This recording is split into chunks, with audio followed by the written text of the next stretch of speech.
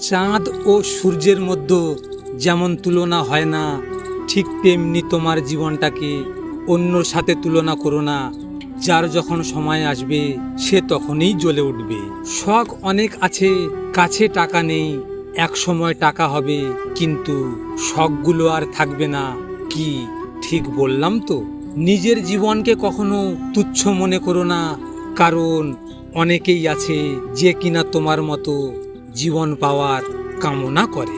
লোকে বলে ভালোবাসাটা সত্যি হলে সে আবার ফিরে আসবে, কিন্তু আমি বলি যদি ভালোবাসাটা সত্যিই হতো তাহলে সে ছেড়ে যেত না। আপনি যদি গরিব হয়ে জন্ম নেন তাহলে এটা আপনার দোষ নয়, কিন্তু যদি গরিব থেকেই মারা যান তবে সেটা আপনার দোষ।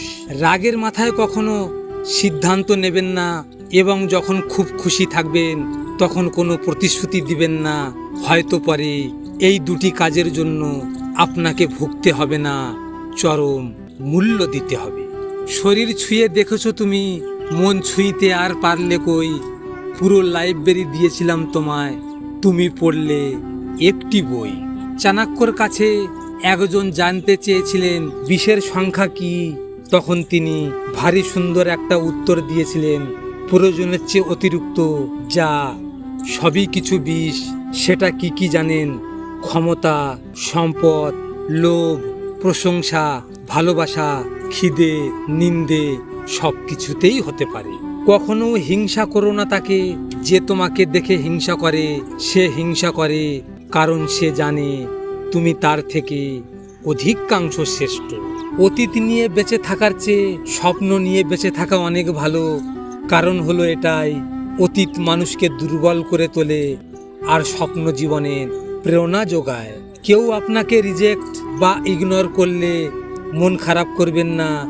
মনে রাখবেন, দামি জিনিসের মূল্য সবাই দিতে পারে না।